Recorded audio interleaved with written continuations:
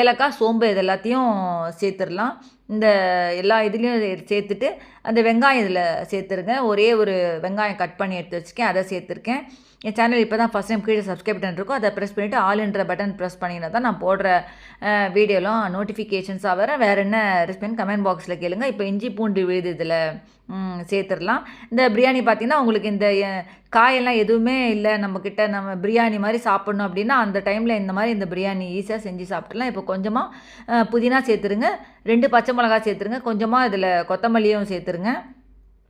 அது நான் எல்லாத்தையும் சேர்த்துட்டு அதை நல்லா அப்படியே வதக்கி விட்டுக்கோங்க.